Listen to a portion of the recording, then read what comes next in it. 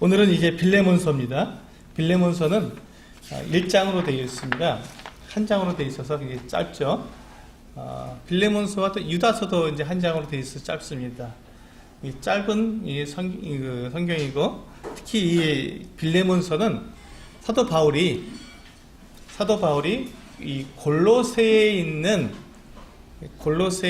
이 빌레몬이라는 분에게 편지를 써서 보냈는데, 그러니까 약간 개인적인 서신입니다. 빌레몬에게 부탁할 것이 있어서 빌레몬에게 보낸 개인적인 서신인데, 그럼 이 개인적인 서신이 어떻게 성경에 속할 수 있게 되었으며, 그것을 여기서 무엇을 우리가 배울 수 있는가 하는 것이 이 빌레몬서를 우리가 오늘 함께 나눌 때 굉장히 중요한 부분입니다. 빌레몬서를 읽으면 그냥 특별하게 여기서 어떤 내용이 있는 것이 아니라, 그냥 빌레몬으로부터 도망쳤던 노예 오네시모를 받아줘라 하는 이 내용밖에 없습니다. 근데 이것이 과연 왜 성경이 될 수 있었는지, 왜 하나님께서 2000년 동안 신약교회 모든 성도들에게 계속 읽혀져야 하고, 여기서 어떤 교훈을 우리가 받을 수 있는지, 하나님께서 왜 이것을 우리에게 남겨주셨는지 우리가 생각해 봐야 한다는 것이죠. 이 빌레몬서에서는 정말 중요한, 교회가 가져야 할, 또 성도들이 가져야 할 대단히 중요한 부분들을 우리에게 가르쳐 주고 있습니다. 그래서 이 빌레몬서에 대한 제목을 주보를 보시면 나와 있지만, 성도에 대한 사랑과 믿음, 이렇게 제가 정해 보았습니다. 성도에 대한 사랑과 믿음, 이렇게 정해 보았습니다. 그래서 이제 우리가 이 빌레몬서를 읽으시면서 성도에 대해서 우리는 성도와 성도 간에 어떠한 사랑과 어떠한 믿음을 나타내야 되는지 우리 한번 생각하시면서 읽으시면 좋겠습니다. 네, 빌레몬서 1장, 빌레몬서 이제 1절과 2절을 읽어보시면요, 이와 같이 빌레몬서는 시작하고 있습니다. 그리스도 예수를 위하여 갇힌 자 된 바울과 및 형제 디모데는 우리의 사랑을 받는 자요, 동역자인 빌레몬과 자매 아비아와 우리와 함께 병사된 아키뽀와 내 집에 있는 교회에 편지하노니, 하나님 우리 아버지와 주 예수 그리스도로부터 은혜와 평강이 너희에게 있을지어다. 네, 이와 같이 말씀하고 있어요. 여기서 이제 우리가 특별한 내용을 한 가지를 볼 수가 있습니다. 이 인사말인데, 인사말 중에 우리가 특별한 한 가지를 눈여겨볼 수 있는 것이 있는데요. 2절에 보시면 자매 아비아와 우리와 함께 병사된 아키뽀와 내 집에 있는 교회라고 되어 있습니다. 지금 빌레몬에게 이 편지를 보내면서 또 자매 아비아를 이야기하고 있습니다. 아마 이 아비아라는 자매는 아마 빌레몬의 아내인 것 같습니다. 그리고 그 다음에 나와 있는 병사된 아키뽀, 이 아키뽀는 아마도 빌레몬과 아비아의 아들이 아닌가, 이렇게 생각을 하고 있습니다. 정확한 건 아닙니다. 그런데 이렇게 지금 개인적인 서신을 보내면서 빌레몬과 또 그 아내와 또 그 아들에게, 한 가족에게 이렇게 문안 인사를 한 것이 아닌가, 이렇게 생각을 합니다. 여기에 보시면, 그런데 그 다음에 나오는 내 집에 있는 교회라는 이 말을 통해서 우리는 많은 것들을 여기서 생각해 볼 수가 있습니다. 그러니까 이 지금 빌레몬의 집에서 교회로 모였다는 것입니다. 빌레몬의 집에서 교회로 모였습니다. 그렇다면 빌레몬은 어떤 사람일까? 이 한 가지만 봐도 우리가 많은 것을 생각해낼 수가 있겠죠. 빌레몬은 자기의 집을 열어서 성도들이 모일 수 있도록 그렇게 헌신하고 성도들을 섬겼던 분이구나, 참 이 성숙한 분이겠구나 하는 이 기본적인 생각을 가질 수 있겠죠. 두 번째, 성도들이 이렇게 모이는데 보통 50명 아니면 100명 이렇게 모였을 것입니다. 그런 분들이 모여서 함께 한 집에서 모일 수 있으려면 그 집은 작은 집이 아니겠죠. 큰 집이었습니다. 그러니까 이 빌레몬은 부자였겠구나, 큰 저택을 가지고 있는 부자였겠구나 하는 생각을 가질 수 있습니다.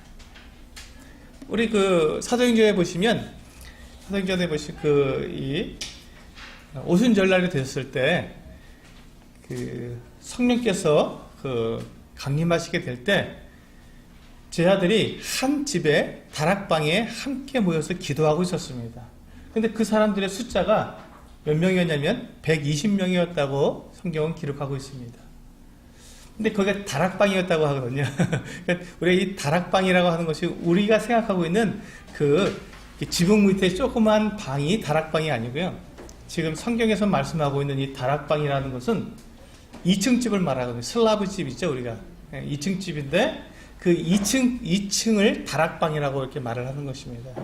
1층이 있고 위에 2층에 이제 사람들이 모여 있는 것이죠. 근데 그 2층에 사람들이 모일 수 있는 공간이 120명이 모일 수 있는 공간이 있는 커다란 저택이었던 것이죠. 근데 그 집을 이제 사도행전에 나오는 그 120명이 모였던 그 집을 보통 마가의 집이라고 얘기합니다. 마가 요한. 마가복음을 쓴 마가 요한의 집이다 이렇게 얘기하는데, 그러므로 우리가 마가 요한이 얼마나 큰 부자였는지, 예루살렘에 그렇게 큰 집을 가지고 있을 정도의 참 부자였다라고 알 수 있습니다. 마찬가지로 지금 이 골로새 지방에 빌레몬이라는 사람은 성도들을 위해서 집을 개방할 수 있는 그 큰 저택을 가지고 있었던 그런 부자였다라고 우리가 생각할 수 있습니다. 그리고 지금 여기 보면 도망친 이 노예가 있었다. 근데 노예가 도망쳐도 큰 문제가 없을 정도로 여러 노예를 아마 데리고 있었던 그와 같은 사람이었을 거라고 생각이 됩니다. 우리가 좀 이렇게 상상이 좀 되시죠, 이제?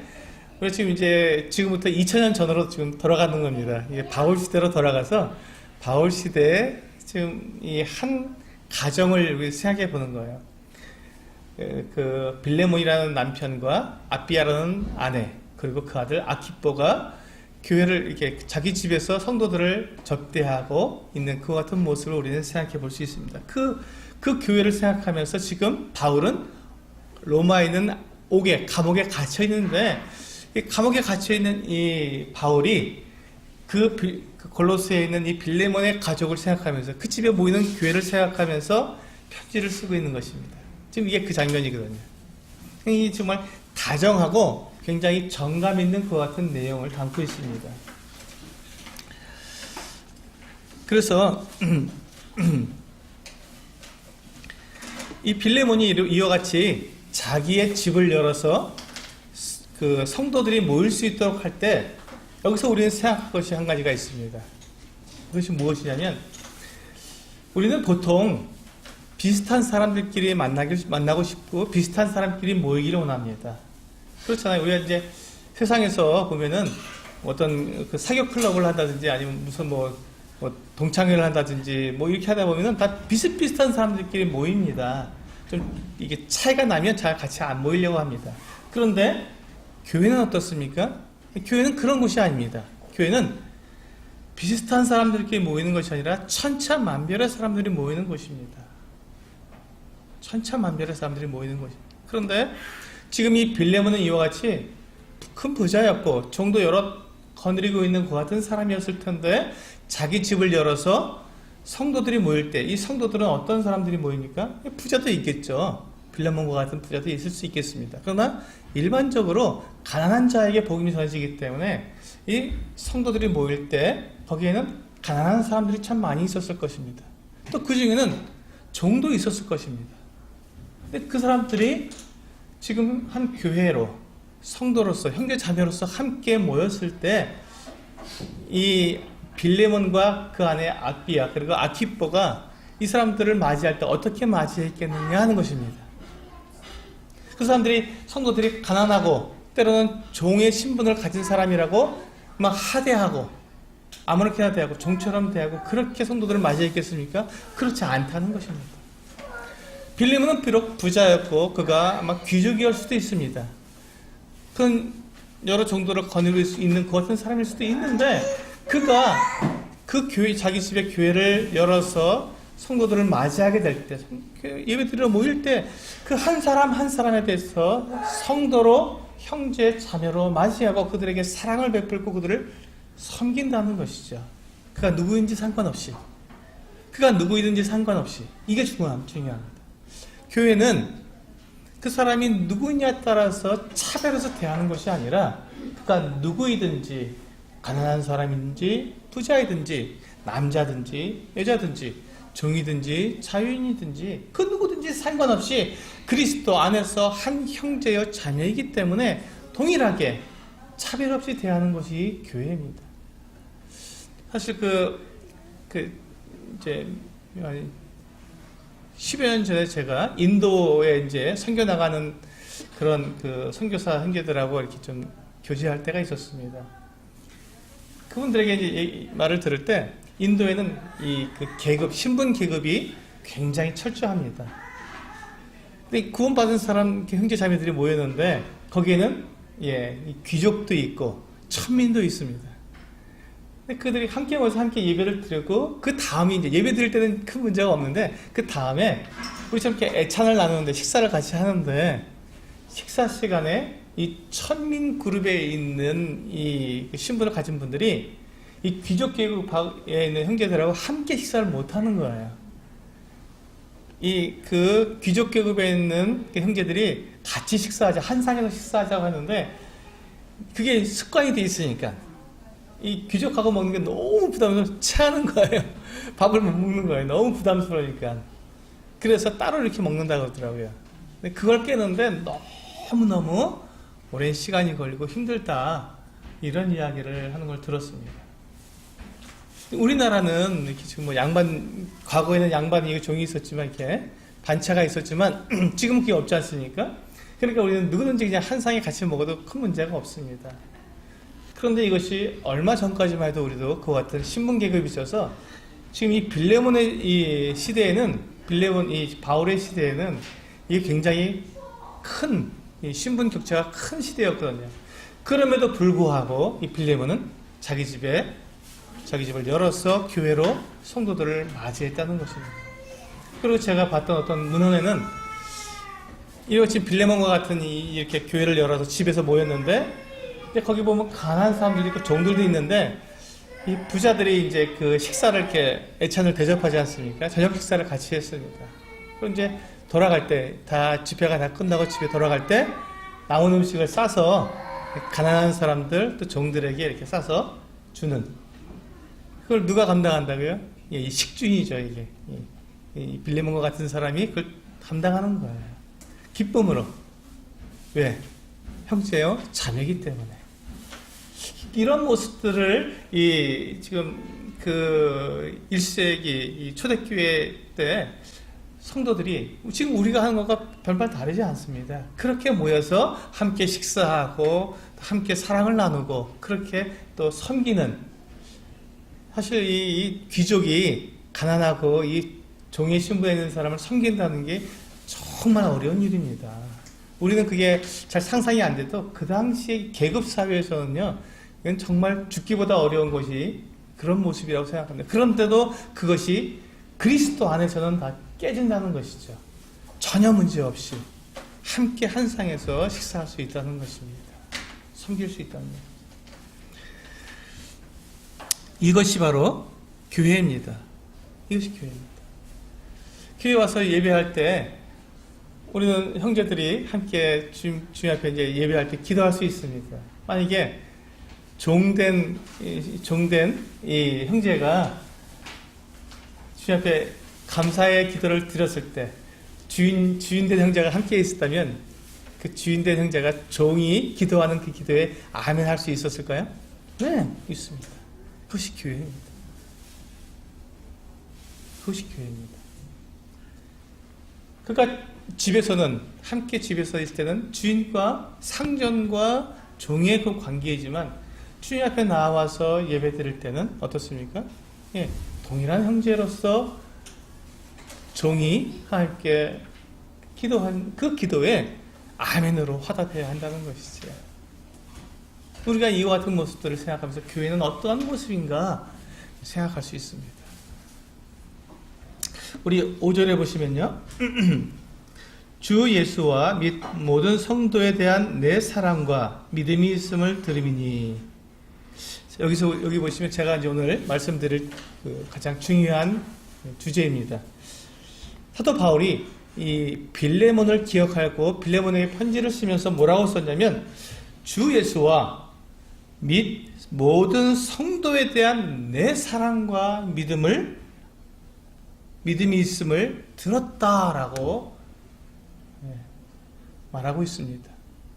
우리는 때때로 교회 안에서 이런 이야기를 하는 것을 듣습니다. 우리의 믿음의 대상은 하나님이고 우리가 믿을 대상은 하나님이시고 성도들은 사랑의 대상이다. 성도들을 이렇게 믿음의 대상으로 보면 우리가 실망하게 되고 넘어지게 된다 하는 말을 종종 듣습니다. 그런데 오늘 이 말씀을 보시면 성경에서는 그렇게 말씀하고 있지 않다는 것입니다. 빌레몬은 어떻게 했다고요? 주 예수, 5절 주 예수와 및 모든 성도에 대한 내 사랑과 믿음이 있다고 고백을 했습니다. 바울은 이야기했습니다. 빌레몬이 주 예수님을 사랑하고 주 예수님에 대한 믿음을 가지고 있는 것과 동일하게 모든 성도, 그냥 한두 명의 성도가 아니라 모든 성도라고 얘기하겠습니다. 모든 성도에 대해서 그렇게 사랑하고 그렇게 믿었다는 것입니다. 성도들. 한번 생각해 보세요. 우리가 이제 물론 그렇습니다. 우리가 성도들도 사람이기 때문에 실수하고 잘못하고 연약해서 넘어질 때가 있습니다. 그래서 우리가 성도들을 믿었을 때, 그걸 신뢰했을 때 그 믿음이 깨질 수도 있죠. 또 그 믿음을 저버릴 때도 있습니다.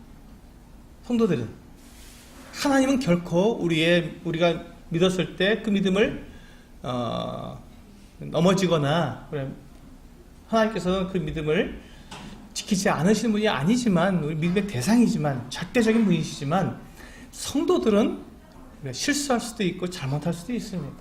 그러나 그렇다고 해서 우리가 성도를 믿지 않는다면 우리는 누굴 믿겠습니까? 누굴 믿겠습니까?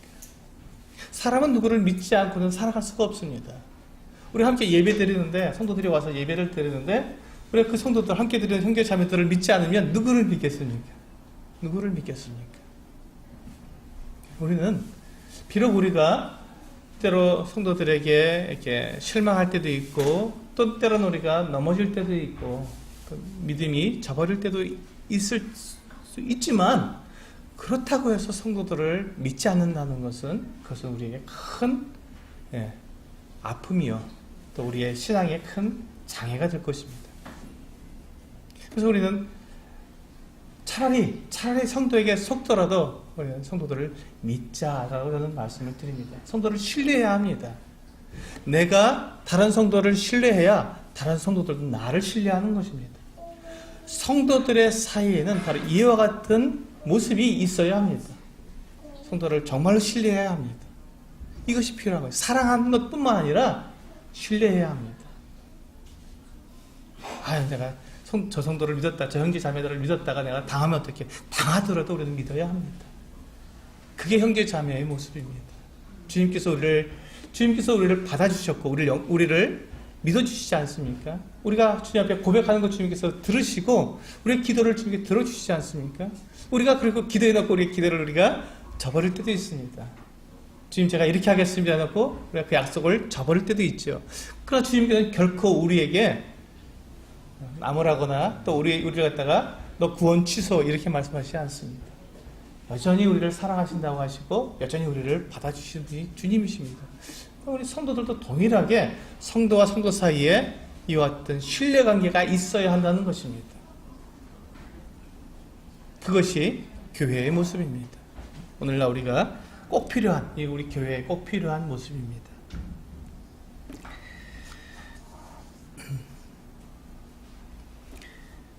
이 빌레몬이 이렇게 모든 성도에 대해서 사랑하고 신뢰했을 때 어떤 결과가 일어나냐면요 6절에 보시면 이와 같은 말씀을 하고 있습니다. 이로써 내 믿음의 교제가 우리 가운데는 선을 알게 하고 그리스도께 이르도록 역사하느니라. 여기 보십시오. 빌레몬이 성도들을 자기 집을 열어서 교회로 성도들이 모일 수 있도록 그렇게 섬겼고 헌신했고 그뿐만 아니라 모든 성도들을 마치 주님을 대하듯이 그와 같이 사랑하고 신뢰해 주었을 때 우리 안에 있는 이와 같은 선을 사람들이 알게 됐던 것입니다. 우리가 얼마나 하나님을 향해서 우리가 선한 사람들인지 사람들이 그것을 알게 된다는 것이죠. 이것이 우리가 가지고 있는, 우리가 그 성도들을 사랑하고 우리가 성도들을 믿어야 하는 그 어떤 이유입니다. 우리가 그렇게 했을 때 우리에게 이 어떤 결과가 오기 때문에 그렇습니다. 우리는 지금 복음 집회를 앞두고 있습니다. 우리가 많은 우리 주위에 있는 이웃과 친척들에게 복음을 전하려고 하고 있는데, 그 사람들이 우리의 말, 우리가 전하는 복음을 들을 수 있는 그 같은 그 이유가 무엇입니까? 그들이 내가 하는 말을 듣고 그래? 나도 관심을 가져볼까? 참석해볼까? 이렇게 그들이 반응할 수 있는 그 이유가 무엇입니까? 바로 이런 모습을 우리가 가졌을 때입니다. 성도들을 서로 사랑하고 성도들을 정말 신뢰하고 그렇게 하는 모습을 보았을 때, 정말 이들은 그들 안에 선이 있구나, 세상에서 볼 수 없는 그 같은 착함이 있구나, 정말 놀랍다, 이런 사람들이 있구나. 지금 우리가 본 것처럼 이거 그 신분의 차이에 전혀 개의치 않고, 그가 누구든지 상관없이 그가 형제라면, 그가 자매라면 한 몸으로 우리가 영접하고 하나가 돼서 서로 교제하고 사랑할 수 있는 이 같은 모습을 볼 때, 정말 놀랍구나. 그리고 그 다음에 뭐라고 말씀하고, 두 번째 결과가 뭐냐면요, 2절 하반절에 보시면 그리스도께 이르도록 역사한다고 말씀하고 있습니다. 그리스도께로 이르도록. 이 얼마나 놀라운 일입니까? 사람들이 믿는 사람이든 믿지 않는 사람이든 우리가 교회 안에서 그 이와 같이 서로 사랑하고 우리가 신뢰해 줄 때, 그럴 때 사람들이 주님을 바라보게 된다는 것이죠. 주님께로 나아가게 된다는 것입니다. 정말 예수 그리스도를 믿는 사람들이 이와 같이 사는 것이고, 이와 같은 것이 정말 참 교회의 모습, 사람 사는 모습이구나 하는 것을 알고, 그렇게 우리에게 생명을 주신 주님께 나아가게 된다는 것이죠. 우리의 많은 사람들이 그렇게 말을 합니다. 예수 믿는 사람들은 말은 잘해. 말은 잘한다는 말 뒤에 뭐가 붙습니까? 근데 그들의 삶은 그렇지 않아라는 것이 숨어 있는 것이죠. 말은 잘해라는 말 속에는요.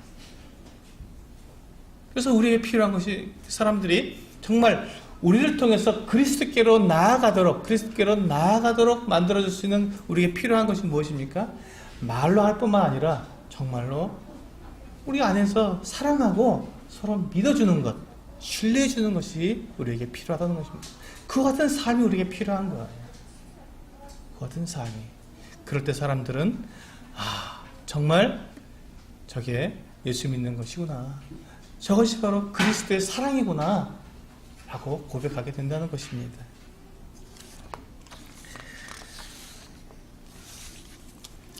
세상은 이러한 사랑과 믿음이 없어서 사람들이 고통해합니다. 한번 잘 생각해 보세요. 세상에서 사람들이 다른 사람을 믿습니까? 안 믿습니다. 지금 계속해서 나오는 그 뉴스를 들어보면 사람들이 점점점 사람들을 못 믿습니다. 예전에는 띵동 하고 우리 그 집 문을 천정을 누르면 문 그냥 아무렇게 편하게 열어줬지 않습니까? 열고 누구세요 하고 열었습니다. 지금 그렇게 하지 않습니다. 택배입니다 라고 해도 앞에 놓고 가세요 하지 문 열지 않습니다. 왜? 못 믿으니까. 사람들은 못 믿으니까. 못 믿는다는 것입니다. 내 이웃 사람, 아파트 위아래층 사람들은 못 믿는다는 겁니다. 그가 나에게 어떻게 행할지 내가 어떻게 믿냐고 말하는 것입니다. 사람들은 그렇기 때문에 고통해야 하는 겁니다. 고통스러워하고 괴로워하는 것이에요. 세상 가운데서 자기가 살아가면서 누구에게 이게 마음을 줄 수 없으니까, 마음을 줄 수 없으니 얼마나 불안하고 괴롭겠습니까? 고통 가운데 살아가는 겁니다. 믿을 사람이 없는데, 내가 사랑할 사람이 없는데, 정말 저 사람이 나를 사랑하는 게 정말 나를 사랑해서 사랑하는 건지, 나에게 무슨 어떤 이득을 취하려고 나를 갖다 이용해 먹으려고 사랑하는 것인지 사람들은 불안해합니다. 그게 세상의 모습이에요. 그런데 교회 안에서 성도들이 아무 조건 없이, 그가 누구든지 상관없이, 그가 부자이든 가난한 사람이든 아무 상관없이 정말로 그를 주님을 사랑하듯 사랑하고 주님을 믿듯 그를 신뢰해 주게 된다면, 사람들은 거기에서 교회의 모습을 보며 거기에서 주님을 보게 되는 것이죠.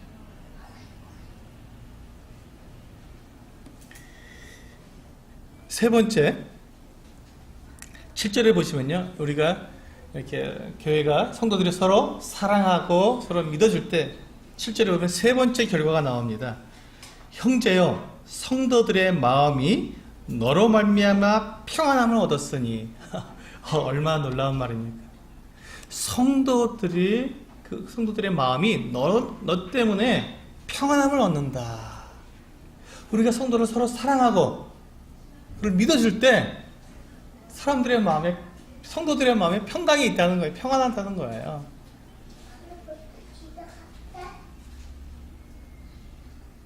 주님께서 얼마나 기뻐하시겠습니까?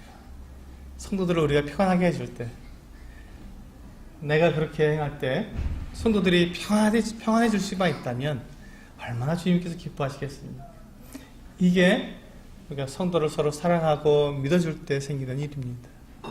네 번째, 7절 하반절에 나오죠. 네 번째 결과는 내가 너의 사랑으로 많은 기쁨과 위로를 받았다. 사도 바울이 이 빌레몬의 그 같은 모습을 보면서 너의 사랑 때문에 내가 많은 기쁨과 위로를 받았다고 고백하는 것입니다. 성도들은 평안을 누리고 일꾼들은 기쁨과 위로를 받는 이 엄청난 모습이 우리가 서로 사랑하고 믿어줄 때 일어난다는 것입니다. 서로 사랑하고 믿어줄 때.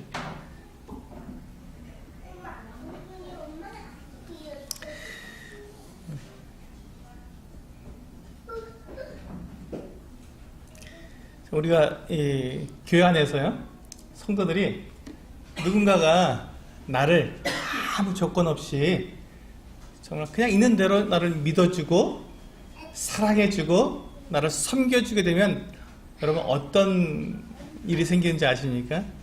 감동을 받습니다. 정말 감동을 받아요. 아무것도 아닌 일 같은데 아무 조건 없이 아무 이유 없이 그냥 일방적으로 나를 사랑하기 때문에 나를 섬겨주게 되면요, 내가 그런 섬김을 받아보면 감동이 됩니다. 아, 정말 좋다. 정말 살만 나는구나. 정말 주님 섬길만 나네. 그래, 정말 성도를 사랑해야지. 내가 복음을 전해야지 하는 생각이 막 안에서 이렇게 뜨겁게 올라오게 됩니다. 어떻게 할 때요? 네, 섬김을 받아볼 때. 내가 다른 분을 섬기면 어떻게 된다고요? 그 성도가 그런 마음이 일어난다는 것입니다. 그렇게 될 때 그분이 또 나를 섬겨주겠죠. 섬김은 주고받는 거니까. 그렇게 주고받게 될 때 우리 안에서 어떤 일이 생긴다고요? 감동이 일어난다는 것입니다. 뜨거운 감동이. 세상에서 결코 맛볼 수 없는 그 감동이 주님 때문에, 주님의 사랑 때문에 성도 안에 그 사랑을 하게 될 때 우리 안에 뜨겁게 올라온다는 것이죠. 이게 섬김의 비밀입니다. 섬김은 감동을 줍니다.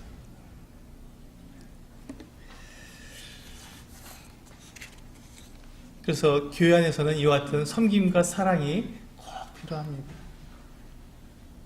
이제 우리 다음에 8절부터 보시면요, 우리가 이와 같은 그 성도 간의 사랑과 믿음의 그것을 교제를 나누게 될 때 꼭 필요한 한 가지가 있습니다. 그러니까 성도가 서로 사랑하고 일방적으로 사랑해주고 정말 아낌없이 우리가 사랑해주고 믿어주게 될 때 꼭 필요한 한 가지 조건이 있습니다. 8절에 있습니다.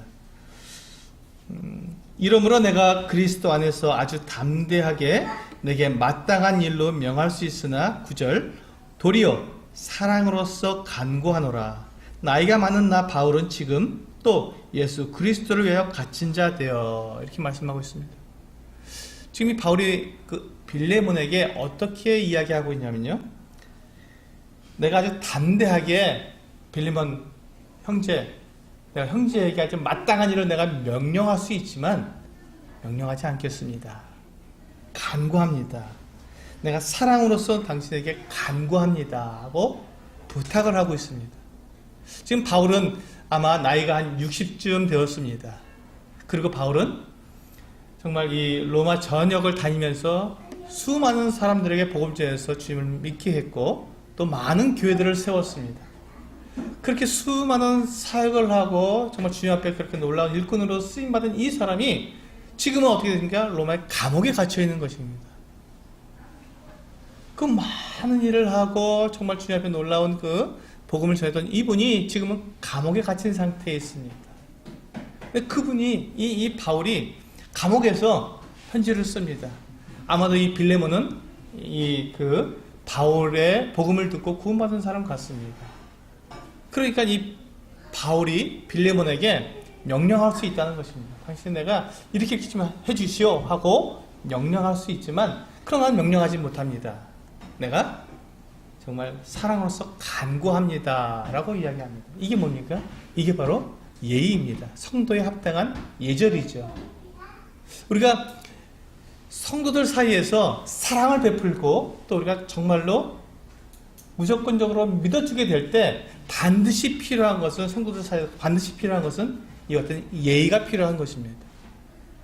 예의가 없게 되면 우리가 사랑을 베풀고 또 믿어주게 될 때 예의가 그 사이에서 이루어지지 않게 되면 그때 뭐가 됩니까? 실망이 오고 마음이 상처를 입게 됩니다. 근데 이거 굉장히 작은 거예요. 사실 예의라는 것은 굉장히 작은 거예요. 인사 한번 하는 것이고 고맙다고 한번 이렇게 말해주는 것, 이게 예의거든요. 예의를 지키는 것은 그렇게 어려운 것이 아닙니다. 인사하고 이렇게 고맙다고 한번 감사 표시를 해주고 이런 것들이 예의예요. 단순한 겁니다. 근데 그것을 안 했을 때 어떤 일이 생긴다고요? 성도들 사이에 금이 가고 상처를 입고 오해를 하고 미운 마음이 생기는 거예요. 간단한 건데. 그래서 아가서에서 뭐라고 말합니까? 포도원을 허는 작은 여우를 잡아라 라고 말씀하고 있습니다. 그 아름다운 포도원에 작은 여우 한 마리가 쏙 들어오면요, 온 포도원을 다 갉아놓고 다 막 난리를 치는 거예요. 포도를 다 따버리고 다 망쳐버리는 겁니다. 그 정말 열심히 갖고 와서 참 아름답게 탐스럽게 포도를 맺혔는데 작은 여우 한 마리가 들어와서 다 헤쳐버리면 얼마나 아깝겠습니까? 마찬가지로 성도들이 서로 사랑하고 믿음으로 정말 이 아름다운 모습들 그 바깥에 있는 믿지 않는 사람들이 야 정말 아름답다, 정말 좋다, 나도 예수님 믿고 싶다 이런 마음이 들고 막 이렇게 성도 안에서 평안과 감사와 위로와 기쁨이 막 넘쳐나고 있는데 그 안에 예의가 빠지게 되면, 예의를 지키지 않으면 상처가 되고 미움이 되고 아픔이 되고 오해를 가지게 되면서 무너져 버린다는 것이죠. 교회에 금이 간다는 것입니다. 그래서 우리는 이 성도들 사이에 합당한, 성도에 합당한 예의를 지키는 것이 참 중요하다라고 말씀을 드립니다. 바울이 이렇게 그 마땅한 일, 이 마땅하다는 것은 당연히 해야 될 일이라는 뜻입니다. 당연히 해야 될 그 같은 일로 너에게 명령할 수 있지만 내가 명령하지 않고 너에게 간절히 간구하는 것은 14절에 보시면 그 이유가 있습니다. 14절에 보면, 하반절에 보시면, 이는 너의 선한 일이 억지같이 되지 아니하고 자의로 되게 하려 함이라. 그렇습니다. 그러니까 주님의 일을 할 땐 억지로 하는 것이 아니라 어떻게 한다고요? 자의로 해야 한다는 것입니다. 자기 뜻으로, 자기가 스스로 자원해서 해야 한다는 것이죠. 이것이 중요합니다. 바울이 빌레몬에게 명령할 수도 있었지만 명령하지 않고 부탁한 것은 그 자원해서 하길 원했기 때문입니다. 자원해서 하길 원했기 때문에. 주님께서 십자가에 달려 죽으실 때 주님은 내가 내 생명을 빼앗기는 것이 아니라 내 스스로 버린다고 말씀하셨습니다. 주님도 우리를 위해서 자신을 십자가에 내어주실 때 억지로 하신 것이 아니라 자원해서, 우리를 사랑하기 때문에 자원해서 그렇게 하셨다고 말씀하셨습니다. 동일하게 우리 그리스도인들도 주님을 섬겨 나갈 때, 함께 교회를 동역하게 될 때 우리는 억지로 하는 것이 아닙니다. 자원해서 하는 것입니다. 자의로 하는 것이에요. 그래서 지금 빌레몬이 이렇게 자원해서 할 수 있도록 지금 바울은 그렇게 그에게 부탁하고 있는 것이죠.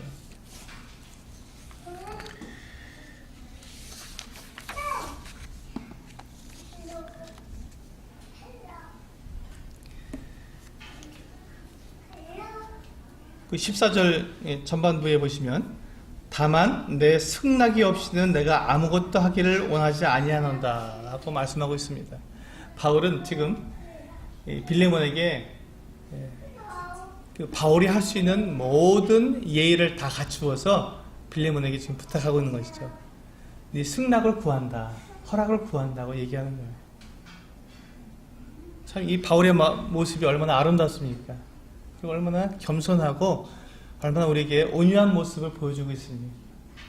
이렇게 될 때 우리 마음이 따뜻해지는 거예요. 빌레몬이 이와 같은 바울의 이 같은 부탁을 들으면서 어떻게 거절할 수 있겠습니까?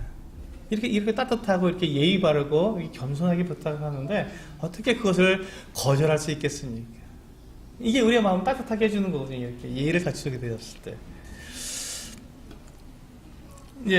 그러면 이 바울이 지금 부탁하는 게 무엇인가? 바울은 지금 무엇을 빌레몬에게 부탁하는데 이렇게 예의를 갖추는가 하는 것을 보시면 10절에 보시면 나옵니다.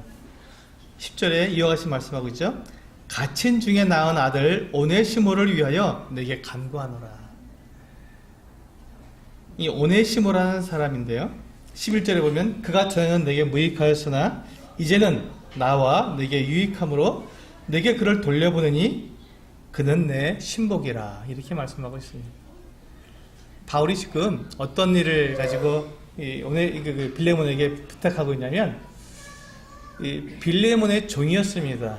이 오네시모가. 그런데 무슨 일인지 몰라도 이 빌레몬에게 큰 해를 끼치고 도망친 거예요. 도망쳐서 이렇게 그가 떠돌다가 참 놀랍게도 하나님의 은혜로 바울을 만나게 된 것입니다. 지금 로마에 갇혀있는 바울을 만나게 된 것입니다. 오네시모가 어떻게 바울을 만났는지 모릅니다. 기록이 안 나와 있기 때문에. 근데 옥에 갇혀있는 바울을 만난다는 것은 아마도 오네시모가 죄수의 신분으로 그도 옥에 갇히지 않는가 하는 생각을 갖습니다. 잘 정확한 건 아닙니다. 그렇지만 그렇게 우리가 상상해 볼 수 있겠죠. 그렇게 해서 바울을 만났는데 바울이 이 오네시모에게 복음을 전해서 오네시모가 구원을 받은 거예요. 형제가 된 것입니다. 그래서 바울이 그를 뭐라고 불렀습니까? 갇힌 중에 낳은 아들이다 라고 불렀습니다. 여러분 한번 잘 생각해 보세요. 바울은 지금 어떤 상태에 있다고요? 감옥에 갇힌 상태예요. 근데 감옥에 갇힌 상태에서 바울이 지금 무슨 일을 하고 있습니까? 원망하고 있습니까? 불평하고 있습니까? 내 신세를 한탄하고 있습니까? 정말 빨리 감옥에서 나가려고 막 힘 좀 써주라고 성도들한테 막 지금 기도 부탁하고 있습니까? 아닙니다. 아니에요. 뭐 하고 있어요? 전도하고 있었어요. 전도하고. 바울은 때를 얻든지 못 얻든지 복음을 전하고 있는 것이에요. 그가 어떤 상황이 있든지 전혀 문제 없이 그가 해야 할 일은 복음을 전하는 일이었습니다. 그래서 그는 이 감옥에서 복음을 전하는 거예요. 빌립보서 한번 보실까요? 앞에서 빌립보서를 잠깐 보셨지만 빌립보서 1장을 보시면 이와 같이 말씀하고 있습니다.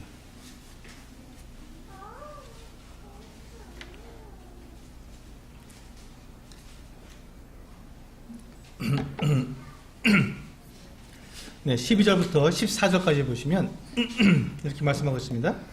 형제들아, 내가 당한 일이 도리어 복음 전파의 진전이 된 줄을 너희가 알기를 원하노라. 이러므로 나의 매임이 그리스도 안에서 모든 시위대 안과 그 밖에 모든 사람에게 나타났으니 형제 중 다수가 나의 매임으로 말미암아 주 안에서 신뢰함으로 겁없이 하나님의 말씀을 더욱 담대히 전하게 되었느니라. 이 빌립보서에 있는 이 말씀이 그냥 바울이 그냥 미사역으로 쓴 것이 아니라 진짜 이와 같은 모습이었다는 것입니다.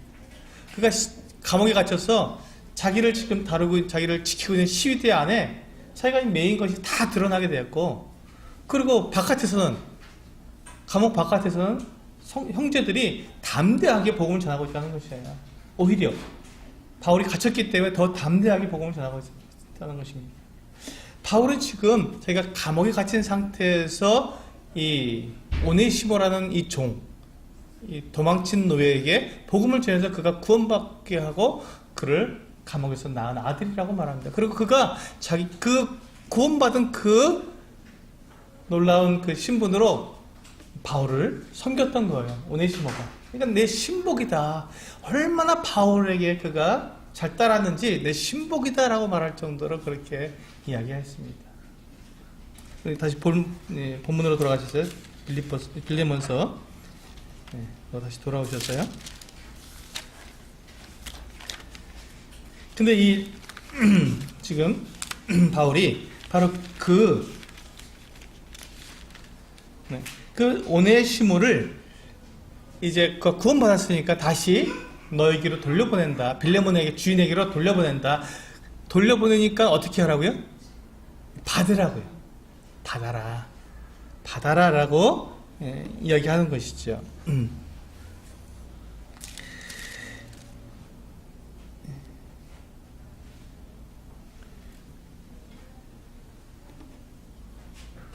받는데 어떻게 받으라냐면 16절을 보시면 이와 같이 말씀하고 있습니다. 빌레몬서 16절. 이후로는 종과 같이 대하지 아니하고 종 이상으로 곧 사랑받는 형제로 둘자라. 내게 특별히 그러하거든 하물며 육신과 주 안에서 상관된 내게랴. 17절 잘 보시기 바랍니다. 그러므로 내가 나를 동역자로 알진대 그를 영접하기를 내게 하듯 하라. 그 말씀하고 있습니다. 자, 가만히 생각해 보세요. 지금 이 빌레몬에게 이 오네시모는 어떤 사람이었습니까? 네, 도망친 노예예요. 도망친 노예는 그 당시에는요, 주인이 그냥 죽여도 아무 문제가 되지 않습니다.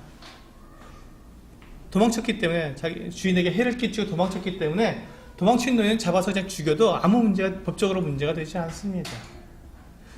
그리고 자기에게 해를 끼쳐서 도망친 노예이기 때문에 이 빌레몬이 오네시모를 봤을 때 화가 나겠죠. 감정적으로 굉장히 힘듭니다. 그냥 보기가. 그런데 바울이 지금 어떻게 말하고 있습니까? 네, 그를 영접해라. 영접하는데 이젠 종과 같이 대하지 말아라. 오히려 어떻게 하라고요? 네, 사랑받는 형제같이 대하라 라고 말하고 있습니다. 16절에서 보니까 종 이상으로 곧 사랑받는 형제로 둘자라. 빌레몬의 입장에서 이 오네시모를 봤을 때 얼마나 화가 나겠습니까? 그런데 그를 종으로 받지 말고 사랑받는 형제로 받으라는 거예요. 그런데 거기서 넘어서 17절에 보니까 네가 나를 동역자로 할진대. 빌레몬 형제가 나를 동역자로 한다면 지금 내가 보는 이 오네시모를 나를 영접하듯이 받아달라. 나처럼 대해달라. 빌레몬이 이 오네시모를 맞을 때 어떻게 맞아야 합니까? 정말 사랑으로 맞아야 되고 그를 믿어줘야 하고 그를 섬겨줘야 한다는 것입니다. 종이었는데 이게 가능하겠습니까? 아니 여러분들 같으면, 우리 성도님들 같으면 지금 이런 입장이라면 여러분 받으실 수 있겠습니까? 정말 원수 같고 정말 내가 때려 죽여도 시원치 않을 만한 그 같은 대상인데 그가 이제는 형제가 돼서 돌아왔을 때 그를 내가 받을 수 있겠냐는 것입니다. 받는데 그냥 받는 것도 아니고 사랑하는 형제로 받아야 되고 내 동역자 바울을 맞이하는 것처럼 그렇게 기쁨과 감사와 감격으로 그렇게 맞아야 한다는 것입니다. 여러분 그게 가능하겠습니까? 하실 수 있겠습니까? 바울은 그것을 부탁하는 거예요. 이게 교회이기 때문에 그렇습니다. 그것이 교회의 모습, 형제 자매의 모습이기 때문에 그렇습니다. 그가 과거에는 종이었어도, 과거에는 그에게 무익하고 해를 끼쳤어도, 그가 이제 예수 그리스도를 믿고 그가 형제가 되었다면, 한 그리스도의 몸의 한 지체가 되었다면, 이제 그는 더 이상 종이 아니고 형제인 것입니다. 그는 더 이상 미움의 대상이 아니라 사랑의 대상이고, 오히려 동역자로서 내가 섬겨야 하고, 내가 함께, 생명을 함께 나눌 그 같은 형제로 받아야 한다는 것입니다. 이게 교회의 모습입니다. 이게 교회입니다. 교회는 그래서 받지 못할 사람이 아무도 없습니다. 교회는 미워할 대상이 전혀 없는 것입니다. 모두가 다 사랑의 대상이지, 다 믿음의 대상이지, 미워하고, 질투하고, 거절하고, 뒤에서 흉보고, 험담하고, 이런 대상이 아니라는 것이에요. 모든 성도들은요. 저도 그럴 때가 있었습니다. 성도들 뒤에서 막 미워하고 어떻게 형제가 저럴 수, 어떻게 자매가 저럴 수 있는가 그런 마음이 들 때도 있었어요. 그런데 주님을 바라보고 주님을 배워보니까 주님은 그렇게 안 하시더라고요. 그렇다면 주님은 그렇게 안 하는데 내가 그렇게 한다면 나는 주님과 아무런 관계가 없는 사람 아니겠습니까? 내가 주님께 속해 있고 주님이 나의 모든 것이라면 주님이 하시는 그대로 갈라디아서 2장 20절처럼 그리스도께서 내 안에 살아계시고 이제 내가 사는 것이 아니라 그리스도께서 내 안에 살아계시다면 그렇다면 주님께서 하시는 그대로 우리는 해야 되지 않겠습니까? 우리는 그 누구도 미워할 수 있는 사람이 없고 그 누구도 뒤에서 우리가 흉을 보거나 험담할 사람이 없는 것입니다. 왜? 그가 내 지체이기 때문에, 그리스도의 한 지체이기 때문에. 물론 우리의 마음 가운데 참 부담이 되거나 마음을 아프게 하는 분들도 있습니다. 그게 없다고 말씀드리는 게 아닙니다. 그럼에도 불구하고 우리는 형제이기 때문에 사랑해야 한다는 것입니다. 형제이기 때문에. 그가 잘하기 때문에 사랑하는 것은 누구나 할 수 있습니다. 그가 나에게 잘해주고 나에게 잘 대해주는데 당연히 사랑할 수 있죠. 그러나 나에게 좀 어렵게 한다 할지라도 그러나 그것을 주님의 마음으로 그를 사랑할 수 있는 것, 이것이 그리스도의 사랑입니다. 네. 우리가 그렇게 할 수 있는 이유는요, 딱 한 가지입니다. 우리가 지금 빌레몬이 오네시모를 그렇게 받을 수 있는 이유는 딱 한 가지입니다. 그것이 바로 예수 그리스도께서 그를 어떻게 구원하셨느냐 하는 것입니다. 어떻게 구원하셨느냐. 주님께서 나를 구원하실 때 주님의 그 몸으로 나를 구원하셨고 그의 피를 다 흘려서 나를 구원하셔서 내가 그리스도와 하나가 되게 하셨다면 그 오네시모도 동일한 주님의 가치로, 주님의 피로, 주님의 몸으로 그를 용서하고 그를 구원하셨다는 것입니다. 그렇기 때문에 그 오네시모나 빌레몬이나 동일한 가치를 가지고 있는 사람들이죠. 그리스도 앞에서.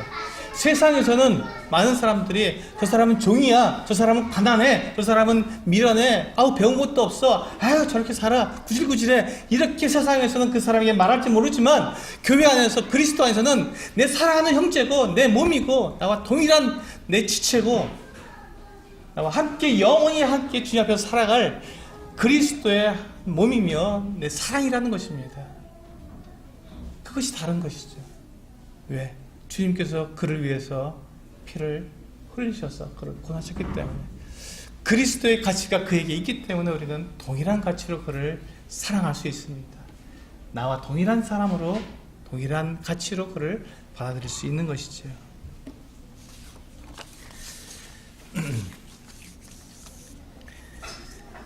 네, 이제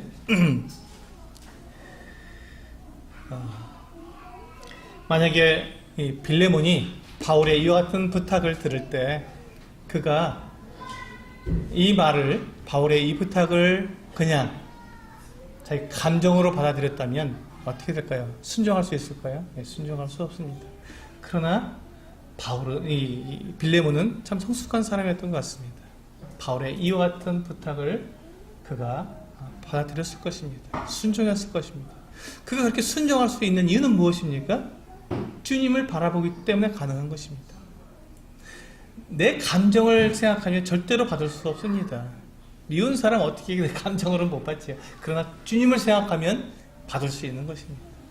그것이 오늘 이 빌레몬서를 통해서 우리가 받을 수 있는 교훈입니다. 여러분, 성도들은 어떤 대상이라고요? 사랑하며, 주님처럼 사랑하며 우리가 신뢰해야 할 사람들입니다. 대상입니다. 주님처럼 사랑하고 신뢰할 분들입니다.